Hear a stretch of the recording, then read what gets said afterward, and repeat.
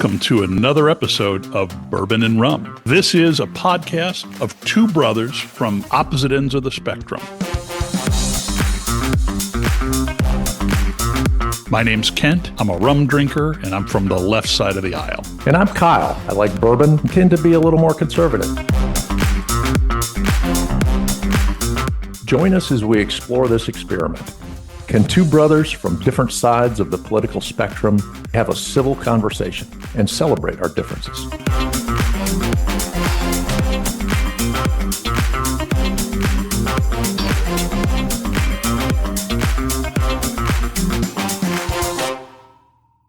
What are you drinking?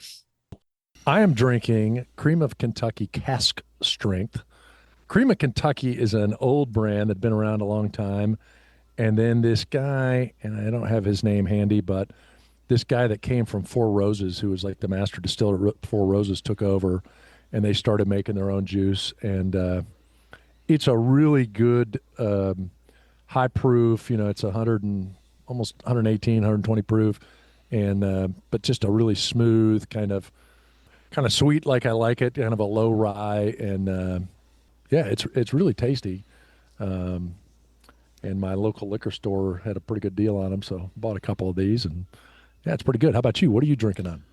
Oh, I'm drinking cheap Cruz-Inn rum in a cocktail with lemon juice and falernum syrup, so a nice kind of a rum sour, or technically a Barbados cocktail, but nice. Quite a good sipper on a warm day. You know, I got to ask you, before we move on, you know, there's this huge demand and high dollar for bourbon. There's magic that happens in the cask, right? And over 10 years, some insane things happen and you get this magical product. But we live in a world where we put a man on the moon 50 years ago. Like, is there no chemistry that they can use to kind of fake aged whiskey? Well, a lot of places, there's a distillery not far from us here called Oak and Eden. And what they do is they have all these, you know, they make like 3 or 4 different types of whiskey, but then they've got all these flavor infused, like, I forget what they call them, but these spears of wood, and they throw it in a bottle with it. And they all take on these different flavors. But yeah, like, couldn't you put it in a barrel, like in a vacuum, and suck it out against a wall somehow? There's got to be some way you could. Yeah, or figure out the thing that makes it smooth is the 3 parts per million of xanobacterium or whatever. And you know what I mean? Like, it just seems like at some point, maybe it's just not at scale, but That'd be a good brand, laboratory whiskey.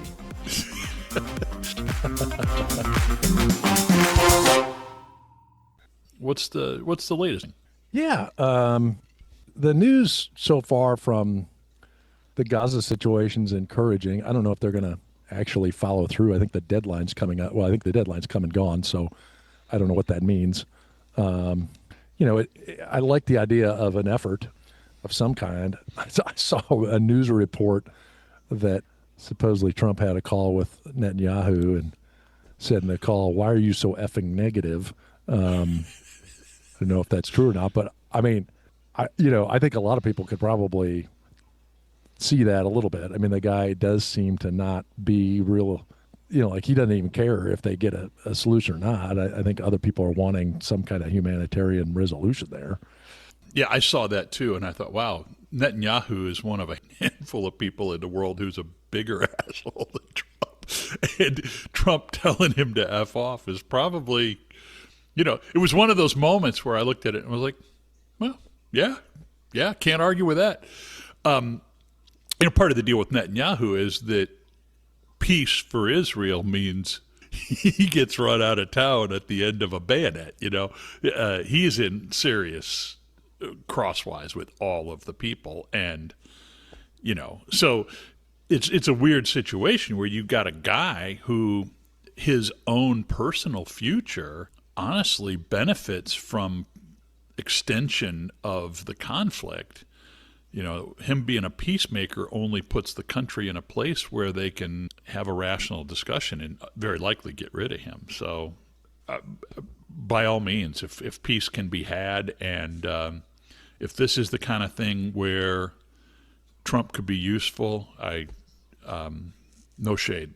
Yeah, I mean, I like the fact he's trying, and to me, part of this is it's an iterative thing. Like you're going to try one thing, okay, it doesn't work. Okay, try something else. I would rather somebody try a bunch of times and fail a bunch of times than not try at all.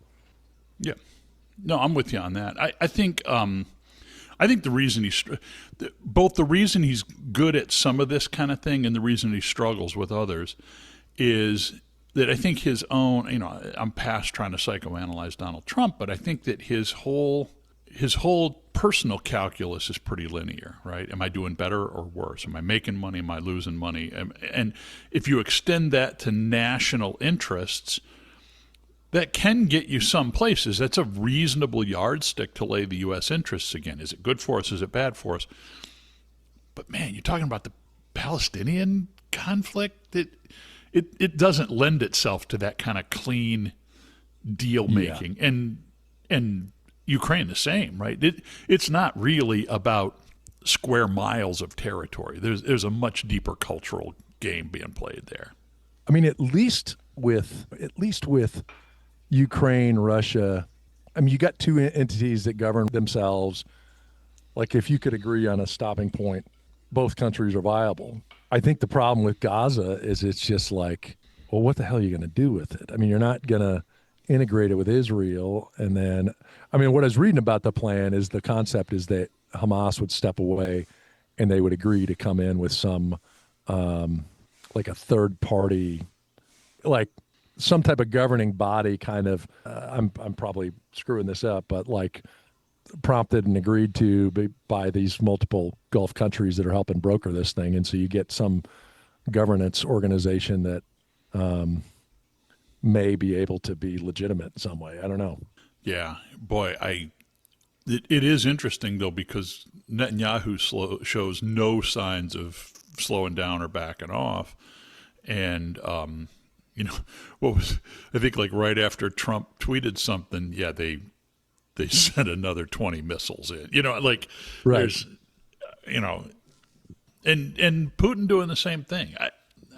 I don't know. It's kind of like what we talked about. I mean, you're not going to get a negotiated solution with an all or nothing attitude. And both Putin and Netanyahu and Hamas to the same extent and Ukraine to the same extent, they all have this all or nothing thing. Like nobody wants to give an inch. Well, how do you negotiate with that, Yeah. And it's great if one side has, okay, they have a winnable solution, but they're both kind of quagmires. I mean, it's not like any of these sides are going to go win. Right. No all or nothing solution. Any of you mentioned two conflicts, four sides in two conflicts. There's no all-in-one solution that is even remotely tenable in either of those, in any of those four cases. Yeah. So we just deal with ongoing conflict. Speaking of conflicts to which there's no immediate and apparent resolution, even as we speak, our government is not functioning and will not be for probably, at least a week because they've taken a vacation now? Yeah. I mean, you'd made a comment, we were trading barbs on text, and you'd said, well, I mean, the Republicans are in charge, so why do we have a government shutdown? But it's like, I mean, the plan was just, hey, we'll do a CR and continue negotiating. But, I mean, I think the Democrats are a little more nuclear option, like, no, we're not going to agree to the CR until we get our demands. And I guess maybe they're doing that because they feel like they won't have any negotiating leverage to negotiate an agreement. So this is their only leverage point. But it does seem like a lot of mental gymnastics both ways, because everybody wants to pin any shutdown on the other side. Like, well, this is your shutdown. No, this is your shutdown. And it's like, I mean, again, it's kind of back to the negotiation thing. I mean, neither side wants to give, I don't know how you pin that on one side or the other. Yeah, I agree. I'm not sure that I agree that the Medicare subsidies is the hill that I would die on if I were Chuck Schumer. But I do think it's important, and I think that it's risky to not dig in on this. They took a pretty big beating the last time. one of the problems is that we're talking about a CR at all. Like, it's an insane way that we do things, that we just keep kicking the can down the road. So, Yeah. I think the whole setup is preposterous. Within that setup, yeah, this is an issue that's important to Democrats and important to Democrat voters. There's a pretty wide slice. I can't remember the numbers, but it's millions of people that if the Medicaid cuts go through, they're paying for health insurance now, and it's going to go up by 100 to 150% for working people, not rich people. That's a big deal, and I think that they're concluding, the Democrats are, that's a handful of million voters that they're not willing to leave hanging out. Again, I don't know if that's the right thing to pick or not, but I stand by what I said, though. Look, the Republicans control the White House, the Senate, the House of Representatives, and arguably the Supreme Court. If you can't, we have a system where you have a minority, where you have supermajority requirements for things. If you don't want to have any Democrats ever slow you down, well, then rig every election and gerrymander every election. Well, but I mean, if they voted for the CR, they haven't given up anything. All they're saying is they're going to negotiate for. I mean, do you think if you were a Democrat legislator, would you trust that Mike Johnson is negotiating in good faith? I guess what I'm saying is you can't have it both ways. You can't say, hey, we all of a sudden are going to not vote to keep the same spending that the previous administration had, or you're going to do this, but then I think you do it and you say, no, we are shutting the government down because we want this X, Y, and Z. But it's like, the part that gets me is it's like, inaction would be just to keep the CR alive, and they kick the can down the road and keep negotiating. They're picking a fight, and their response is what is shutting the government down, yet they don't want to take credit for picking the fight. So it's like, why not just take credit for picking the fight? But it's like, no, I want to argue about it, but then I also don't want to. I want to blame the other guy for me picking the fight. It's just. No, I get what you're saying, but you got no power, right? So your only power, your only lever, if you're the Democrats right now, is this. Like, that's your only leverage. If you roll, and then it gets back to your point. Is this the hill that's going to get you the White House? Very debatable. I'm not sure that they picked the right issue politically. Some of that was touched on in that Gavin Newsom clip I shared with you. I've read other commentators discussing from a Democrat standpoint, like, okay, if this is, you got one lever, but when do you pull that? What's the issue that you make your stand on, and is this a universal enough issue that it's worth the fight? And I don't know the answer. Well, and then you get to kind of what I texted you, and honestly, I kind of think is like, and I know Trump's talked about it, but okay, shut the government down. We're still going to have a Defense Department, a War Department. We're still going to have the essentials, so the non-essentials don't get done. Okay. Well, I mean, that's a rational belief. If you don't think that any of the other functions of government are worthwhile, I believe that, I don't know how long it takes. Like, there's some quantum that I don't know, but there comes a point when people are frustrated with this and they're sick of it. And look, hardcore Republicans are always going to think this is the Democrat. This is the Trump administration that says that it rains and it's radical left-wing Democrats have caused the rain, unless you needed the rain, in which case he takes credit for it. Like, it's like the blaming is ludicrous, but well, I don't know. I don't think Trump's got a corner on that by any means. It's I'm just saying of our political system. Okay, so hardcore Republicans think that the Democrats did this. And, I think even most Democrats realize what's going on here. We're playing a game. The people in the middle in this country, who are the ones that decide elections, by the way, you and I have You and I have no bearing on a presidential election and haven't for 40 years. It's the people in the middle. And I think most people look around and say, wait, who's the president? Who's the Speaker of the House? Who's the majority leader of the Senate? And who has the votes? And the government's shut down? Today, it's not hurting anybody. Yeah, to me, and that's the thing I'd love to see. I don't know what be interesting to know, and maybe we can I could ask ChatGPT it, but how long has the government been down? What's the longest government's been shut down? Because my hypothesis is the damn thing could be shut down for 2 months, and it's not going to matter. 3 weeks sticks in my mind as the time. I guess my point is, in my mind, the government being shut down is not a problem. Well, yeah, but because in your lifetime, the extent of it's only ever been about 3 weeks and it gets resolved. And so stuff that happens, although things that happen monthly, like releasing jobs reports, we're not doing anyway because we don't like the numbers. So maybe you're fine that we should just not open the government. If the government's illegitimate, maybe it shouldn't be open. 35 days. December 2018 to January 25th, 2019. Donald Trump was in office. Republican Senate, Democrat House. So how do you decide what's essential? A legitimate question. Like, apparently BS made up reasons to invade American cities. That's a reason to keep the government going. I know we're playing popcorn subjects here, but, Gavin Newsom's like, well, we're over here invading the cities. Are we launching Hellfire missiles into apartment complexes? No. You got people peacekeeping on the ground. Okay. Peacekeeping. What keeps operating? Military, national security, air traffic and transportation safety, border security and law enforcement, Social Security, Medicare and Medicaid, Postal Service, Congress, power grid, weather forecasting, emergency response, food safety. Okay, we're good.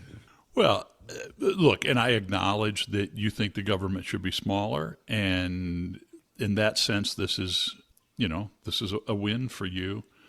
I actually think the government should be smaller myself, but I think it should be done strategically. So I think it's a bad idea. Don't you think, though? Agree. I mean, aside from shut down or not shut down, why is that?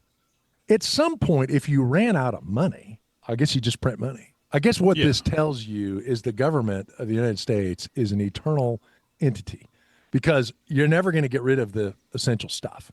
Well, yeah. I mean, this is kind of getting deep political philosophy, though. But, I mean, money only exists because of the government. I hear people say this all the time, and I know what you mean, but this they just print money. But yes, of course they do. That's exactly how it works because that's what money is. Money is an expression. In this, I mean, there's a lot of economic definitions, but it's called a Federal Reserve note because it's a marker that says the Federal Reserve is going to back this. And so if we need to print more money to do it, you pay for that by diluting the rest of the economy with inflation. Yeah, it's more like, hey, we're going to issue more shares of stock. Yeah. The United States Treasury never runs out of money until the last dollar in your pocket is spent. I mean, right. It is the collective. Yeah, I think run out of money is when does the value of the dollar get so low that you can't print enough, or. Yes. And that has happened. I mean, it's not, and so I don't want to trivialize that. That has definitely happened in history. Germany in the 1930s, for one. But I guess the point is that the government doesn't really, even like cities go bankrupt and have to reorganize. But states and cities don't print slips of paper with governors' faces on them. The federal government can keep going. It does. I know we're getting a little deeper into the sling here, but it does kind of suggest though, okay, what if Congress just was completely non-functioning? There's no bill. I mean, the government could run indefinitely in a shutdown state. There's going to be stuff that doesn't get done, but most essential stuff's going to continue. So then it becomes like, how important is the rest of government if all these things just keep chugging along? And how does that impact the checks and balances of government if, oh, we shut down the government, but the government keeps chugging and the deep state keeps running? So, like, you're not really in charge, guy. Well, I think there's some truth to that. And in times like this, that's a comfort to me and an irritation to you. But believe me, that flips the other way. I don't, but you say it's a comfort to you. I guess where I was going is more this whole fear that, again, I thought the Gavin Newsom podcast was rich when he talked about Donald Trump, eliminating democracy in a totalitarian takeover. And I look at Gavin Newsom and his actions during COVID, where he basically created a police state. But in any event, you could make the case that if a feckless Congress can't pass a budget and the government keeps operating, the Congress isn't even in power. Trump's running the whole play. I guess where I'm going is you could actually make that the case that a quote unquote shut down government, it's just the whole government's being run by one guy.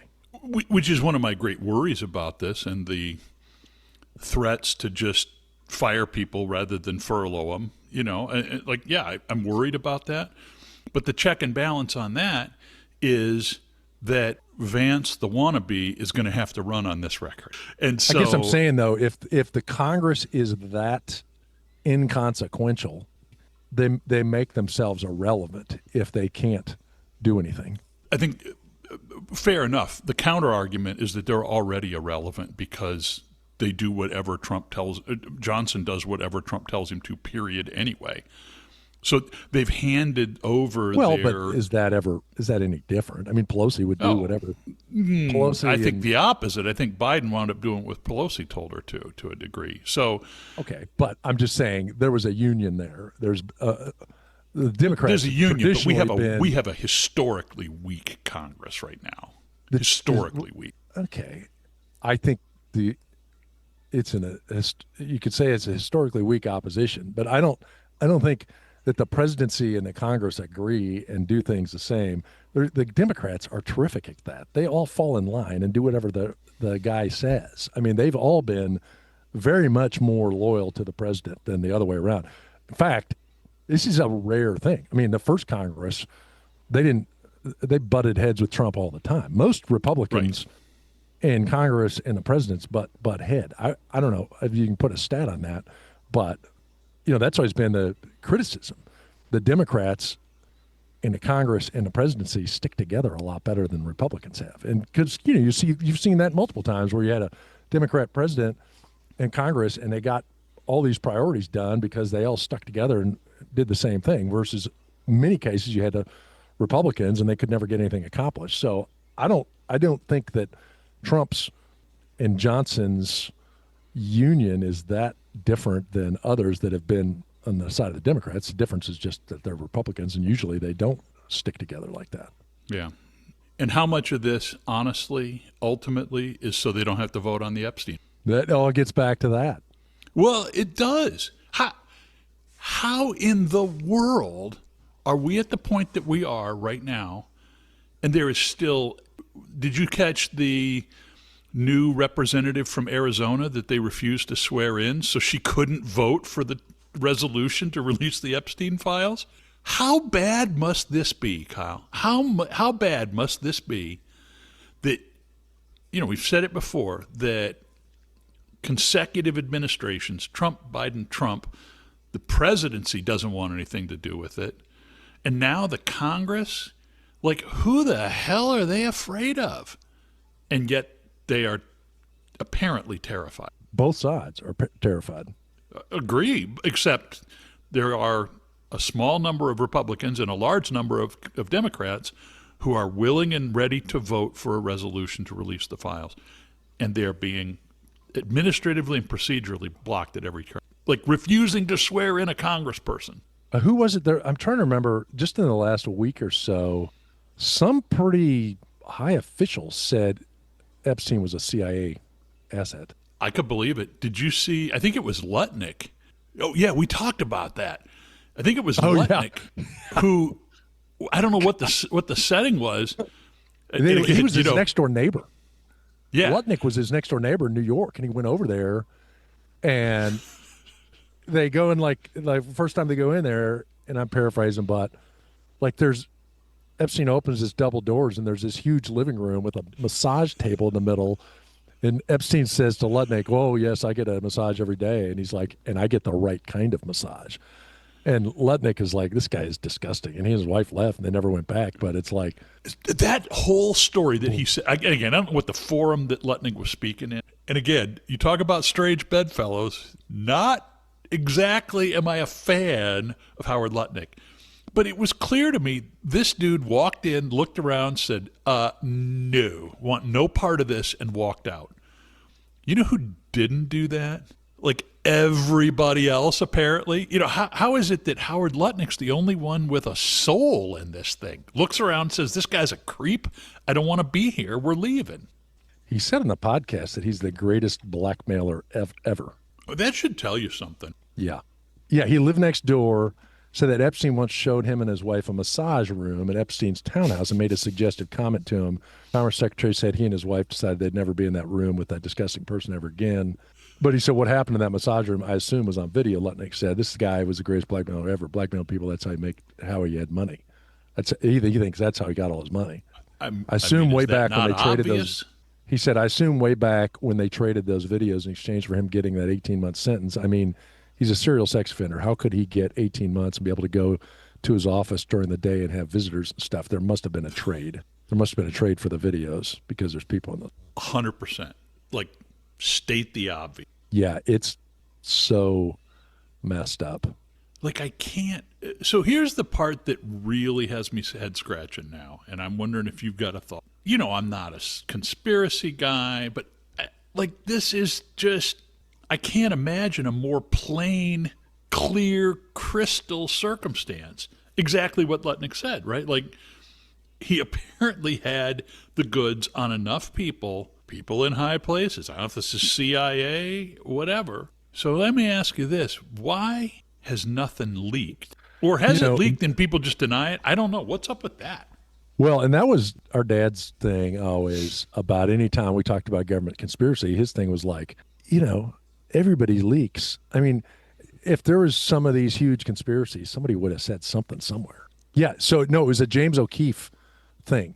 So Glenn Prager, a longtime investigator with U.S. DOJ who worked on the Jeffrey Epstein case, recently claimed that Epstein was a CIA asset. In an undercover video released on September 24th by James O'Keefe's media group, Prager said that Epstein was protected from full prosecution because he served as a CIA informant and an asset for the United States and Israel. He added the DOJ avoided pursuing Epstein aggressively to shield powerful figures involved. The claim gained traction in late September 25.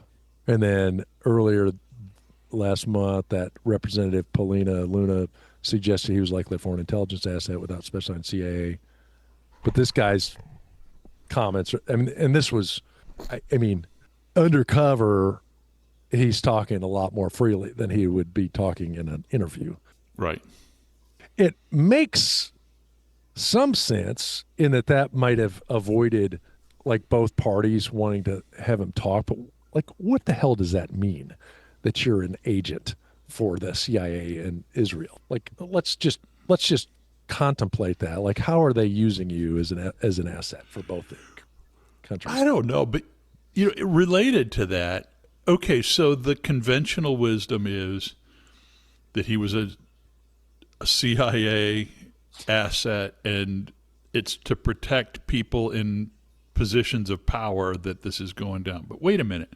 It would appear that Joe Biden and Donald Trump are just pawns in this whole drama. Like, who are the powerful people? Like, who would they be afraid of? Yeah. And Bill Gates has already been implicated here. Like, who are we talking? Who's got something to lose at this point? Right. Yeah, I just don't get. And, Lutnick must be right. I mean, he figured out a way to keep everybody paranoid. I mean, that is quite a feat. Right. he figured out what we can't seem to. How do you make Republicans and Democrats unite around an idea? Well, Grok's got this conspiracy mode, and like you bring up everybody. We were playing with it last night. Like, well, of course, so and so. This is a conspiracy. Like everything's but like Dad would say though, like the UFOs and all this stuff. Where are the credible reports? I kind of feel like with UFOs, you're starting to see those come out now. There are like actually fairly credible people saying that they exist. Yeah. It's odd to me in the Epstein case, nobody is saying it, which, I mean, this guy wasn't that much of a genius.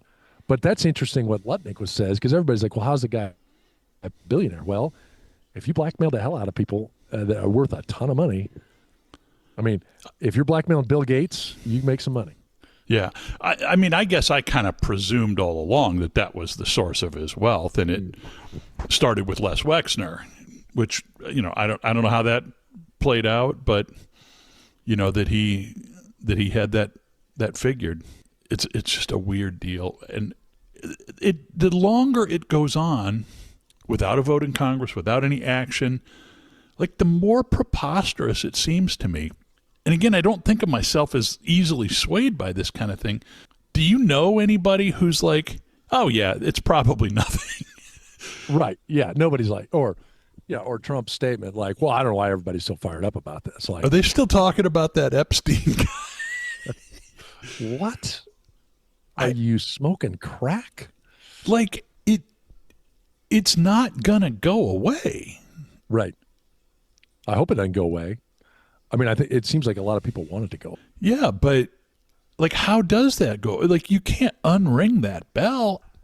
Maybe I'm crazy. It does seem, though, that people are like, there's real interest. I'm going to throw a shout out. There's a woman who does, this is like, she is locked in on this story. She's got a YouTube channel. And she does a lot of guesting on TV stations. I've seen her, Tara Palmieri. No. Her YouTube channel, I mean, you can't say she is not trying to keep this in the public eye, and she is worth watching. She is relentless about these things and questioning people, and I really have a great admiration for her as a journalist. Definitely worth a look. I can't recommend her enough. Tara Palmieri Show. I think it's almost. She started her career in 2010 at the New York Post as a Page 6 reporter, later advancing to general assignment at City Hall political reporting, where she broke stories like Chris Christie's weight loss surgery. Getting the answers we all want, I guess. That's right. She is a bulldog on this story, though. She's the one that had, I think maybe I told you about this, had Michael Cohen on, and she just was relentless on him because she believed that he was a part of the deal that bought off a Jane Doe during the 2016 campaign, that that would have come out that Trump was involved and had to pay off a woman to avoid a scandal in this space. Woman said Trump was part of the game, assaulted her at a party at Epstein's. The case got dropped, and Michael Cohen pretended he knew nothing. Michael Cohen claimed he knew nothing about it. I shouldn't say pretend. Which is odd because you think if he had a way to get at Trump, he would. So, like, why is he? That's interesting. Well, this whole thing is about powerful people, so maybe he's afraid of somebody. The guy who goes to war with the president of the United States, and then it's like, yeah, but I'm not touching that Epstein. Right? Yeah, exactly. Well, it just makes you wonder. And again, this gets back to the root of all conspiracy theory, that there's some powerful, the QAnon people thought it's a powerful group of pedophiles, which, okay, those people I think are nutso, but when you see something like this, that's not that far out of the realm of possibility, or, that there's the Trilateral Commission, or however you want to spin it. Right. If presidents on both sides of the aisle are afraid of somebody else, how the hell can that be other than there's some more powerful organization? And then who's that? Because it's not a party of government. So it's got to be some, but then you look back as you start investigating this. Next thing you know, you're like, are we talking about the Riddler what's the guy in Batman? You know what I mean? The Joker. The Joker. Two-Face Yeah. Yeah, do we have a Joker? I mean, then it's like, it sounds laughable, but there's something going on here. Well, and the part that really mystifies me, I think J.D. Vance's campaign is in full swing. I've mentioned that before, like when the rumors were that Trump was under the weather and Vance is like, I'm good, I'm ready to go. This guy wants it so bad he can taste it. And, at some level, Biden was expendable to the Democrats. Trump is expendable at some level to the Republicans. It hasn't really shown up that way. But, right, there's a point at which it's like, step aside, we got other things to do. And yet even in that, like the one that's most in the dark right now on Epstein, in my opinion, is J.D. Vance, because I think if he had anything on Trump on it, oh, man, it would be this awful scandal. Like, I just go back to that.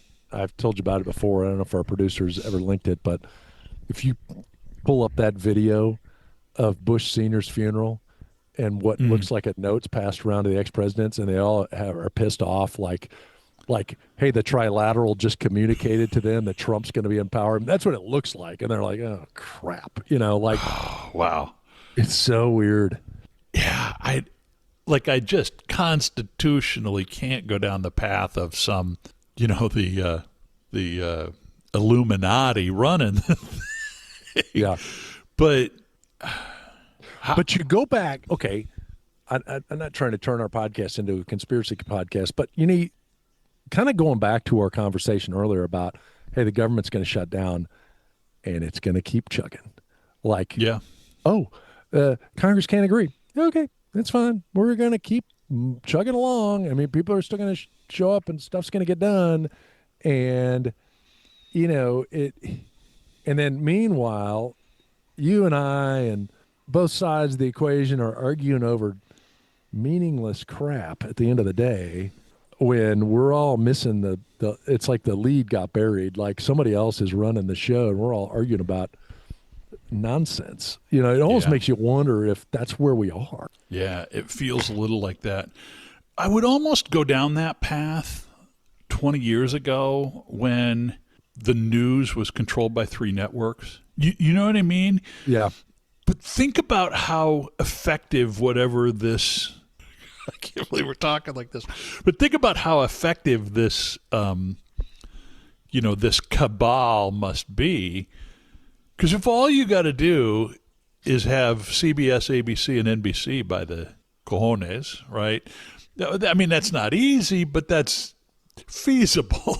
But how do you also rein in 100,000 podcasters? And you know what I mean? But then, okay, this would be an interesting topic for a whole podcast of itself, is go in with the assumption that a shadowy cabal is actually running the place and look at everything through the lens of somebody else running the show. And then you get into you almost begin to think, is the way Trump operates, if somebody was telling him, is pulling the strings, and they say, okay, we want you to buck every norm and be, just stir the pot so intensely, is that a smokescreen? Because people are going to be so caught up with all the outrageous stuff you do. That's all they're going to talk about is Trump, Trump, Trump, Trump, Trump. And they're going to miss the fact that somebody else is pulling the strings here. Because if everything else was, if there wasn't any drama and he wasn't, could that then produce less cover for the showrunners, What you're kind of saying is that, I've sort of seen the reason that we have a Trump phenomenon is because we've got this micro division of news and media and social, that everybody gets their own feed from the algorithm, and that's divided us up enough so that a bigger than life figure like Trump is the logical emergence from that. You're kind of saying the opposite, that Trump gets pushed onto the world stage to create the diversion because the democratization of media otherwise might actually land on this cabal. Yeah, and then the swing is going to be AOC is going to get groomed as the next president, and that's only going to – it's just going to get everything going haywire the opposite end of the spectrum, and the ruse continues. And everybody's fighting each other at a fever pitch over all these extreme positions, left or right, and nobody's really looking at the bigger picture. I feel like we need some substances to use. I think if this podcast continue, we may have to upgrade to some type of THC product. Yeah, the psilocybin and rum podcast or something. Like, it just runs against my grain to think of that nameless, faceless group. But wow, I'm really struggling to navigate this because so much stuff seems pretty obvious. Where do you go with that? Yeah, it just doesn't make sense. I hope there's a courageous group of congressmen that spew all this stuff out, no matter how ugly it is, no matter how much awful stuff there is behind it. It's what we need. It's just, is there somebody with that level of courage and access? Or nothing left to lose, I mean, I think I said it before, Marjorie Taylor Greene, like, calling this for what it is. She's not somebody that they – I know what I was going to say about your point about that.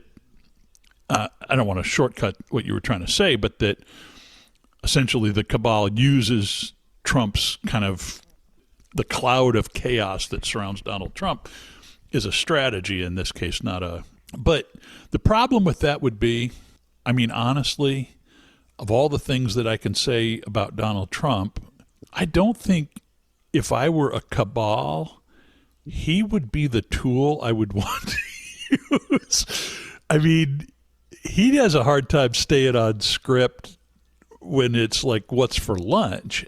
That he would, do you know what I mean? Like, that he would be deliberately evocative. Yeah, like, but I think that's where, that whole, is everybody still talking about Epstein? I mean, that was like so uncharacteristically flies in the face of everything he stood for, and it doesn't make any sense. Yeah, and then it's like, it was weird. And the thing is, you'd have to have more than life or death over somebody. Like, for somebody to change their behavior to that degree, it's got to be deeper than, hey, we're going to kill you. Okay. I mean, I'm 80. At some point, somebody would be like, screw it. Right. Right. I think that's the part that's so head-scratching to me. Like, what do you got on Donald Trump? The entire Democrat political machine, through felony indictments at the guy, won the cases in court, and that all kind of fell away. Like what do you, to your point, what are you going to do? Kill him? Well, they tried, and he survived. Right? Like, right. And yet it doesn't change the behavior. It's still sticking to the line. You threaten people's children. I mean, now, I don't understand it. Okay. So it's either the cabal or back to it's nothing. The guy was a jackass, and he probably blackmailed a few folks, and there's nothing there. But isn't that easily provable? That there's nothing there? Yeah. Take the redactions. And what you'll hear people say is, well, the files have all been released. They're like black pages with redaction marks on them. Mm-hmm. Take the redactions off. Give me the names. Give me the names, and we'll put a commission up, and we're going to say this would be my congressional offer if I were to win the 1st district in Iowa, which I won't because I'm not running. We're going to give blanket immunity to any person who is, we're going to say that Jeffrey Epstein was the prime mover, he was the bad guy, and he's dead, so we can't send him to jail, but the public deserves the truth more than they deserve retribution. Therefore, I, Donald Trump, am going to issue an executive pardon to anybody who's named in the Epstein files for doing anything. And if that's me and my kids or my best friend, I don't care. I'm going to take the political risk. The people will trust me for this. And I think they would. I think I would trust Donald Trump if he said that. I'm going to make a blanket pardon for everybody, and we take the names out. It's embarrassing. Nobody goes to jail. Well, that works if it was adultery. It doesn't work if there's children in it. There's no way that would work. Yeah. And that's where the rub here is, Yeah. No, you're right. You're right. Yeah, because people wouldn't. Yeah. Yeah. No, that's true. I still, my frame of reference still is at the unseemly part of it, the adultery part of it. But no, you're right. You're right. That really does invalidate that. But then how do people not, if you're not involved, how do you countenance not solving that? Unless leaders on both sides are Trump, Clinton, you name it, major entities on both sides hurt a child. Yeah. Then there'd have to be enough on both sides to where. Even at that. But still, not everybody's involved. Right. And that's what I mean. So I'm picking on our buddy JD, but I'm going to assume that he was not a part of the game. At some point, do you not say, you know what, I'm going to light the match. It's going to burn a lot of people on both sides, but I'm going to come out looking okay. This is disgusting. Somebody has to have a moral compass high enough to pull the right? Right? Howard Lutnick walked out. That's the part that I don't know. I mean, this probably sounds like a broken record. I don't mean to go on and on, but so much in life, you can trace the incentives, right? And you might agree, you might think it's a good idea, bad idea, but you can, it's rational. Even if stuff that's wrong might be rational. This is irrational to me. Well, and I, like I said, after the fact, it's like, well, this isn't resolved. We'll talk more about politics weekly as this goes, and we'll argue about stuff. But to me, this is a core issue that I don't think we ever give up. I mean, I think this is something we come back to every month or two of why the hell isn't this solved? Because this is just fundamental to everything, no matter what side. How can it not be? Right. If the premises of the question are wrong, right? If there's nothing there, okay, well, what would nothing look like? We know he was a real guy. We know that real women, real girls were hurt, right? I don't think anybody doubts. Go ahead. We know he had a lot of coin, like that one person saying, there's rich people and then there's rich people that own islands. There's a lot of money, and everybody that's ever talked to this guy didn't think he knew jack squat about investing. So he didn't make his money as a hedge fund. He made his money getting paid off. Right. And why doesn't the cabal or the leader, whoever it is, I mean, if you want to, give me a villain. I mean, Epstein's dead, but let's say Les Wexner, and I don't know if there's ever been a credible allegation that he actually did anything wrong, but he gave all this money to Epstein, and Epstein seems to have a pattern of blackmailing people. So let's throw old Les under the bus and say that's what the whole story was. They had this bad thing, he did this bad stuff, but it goes too deep that they can't seem to bring themselves. Kyle, I'm with you. This is one I can't get past because I can't see it. Right. And there's too many unopened, unresolved questions I don't care what side you're on. I feel like this is one, and we can't talk about every week, but it's one we need to keep on the back burner to talk about because it's just unacceptable. 100%. And if you're innocent, there's a straight line way out of this. Right. If you're a member of Congress and you're not tainted by this, there's a real straight exit. Right. Hey, thanks for joining us on this episode of Bourbon and Rum Podcast. We hope you enjoyed it. Remember to subscribe on your favorite platform and leave us a review. Your feedback helps us keep the good spirits flowing. And we invite you to join this conversation. Follow us on our Facebook page. Let us know what you think. Let us know what you want to hear. And until next time, cheers.